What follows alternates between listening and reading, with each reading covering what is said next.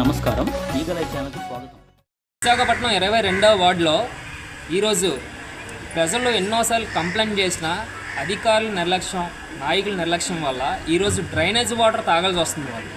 ఈరోజు వాళ్ళ పరిస్థితి ఎలా ఉందంటే కొళాయి నీళ్ళు, డ్రైనేజ్ వాటర్ రెండు కలిపేసి వస్తున్నా. ఎన్నిసార్లు కంప్లైంట్ చేసినా ఇప్పుడు స్టిల్ 20 రోజులు బట్టి వాళ్ళు ఇబ్బంది పడుతున్నా. ఎన్నిసార్లు కంప్లైంట్ చేసినా సచివాలయం వల్ల అవనమండి ఎవరైనా ఇక్కడ అధికారులు ఎవరు నిర్లక్ష్యం ఉండడం వల్ల వాళ్ళు ఇంకా స్టిల్ వాటర్ తాగడం చాలా ఇబ్బంది పడుతున్నారు.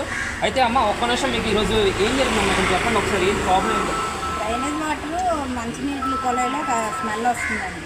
దానివల్ల మరి మేము ఎన్నిసార్లు కంప్లైంట్ చేసినా తాగుతున్నారు, కలవట్లేదు అని చెప్తున్నారు. ఆ వాటర్ ఇక్కడ ప్రాబ్లం లేదనేస్తున్నారు. మరి ఎక్కడ ప్రాబ్లం ఉందో కూడా ప్రాబ్లం ఉందో మరి మాకు క్లారిటీ సాల్వ్ చేయాలి కదా. ఇక్కడ లేదన్నారు, పని ఎక్కడ ఉందో సాల్వ్ చేయాలి. ఇప్పుడు వాటర్ అయితే మాత్రం కలిపోతుంది, వాటర్ వస్తుంది. టెస్టింగ్ కూడా చేశారు. మరి ఇప్పుడు మీరు రోజు వాటర్ ఏ విధంగా మోటార్ వాటర్ ఏం తాగుతున్నారో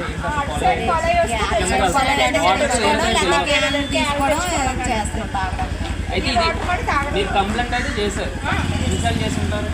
4 times 5 times చేసి ఉంటాం. రమేష్ కొలాయి లైన్కి అయితే డైలీ చెప్తాం.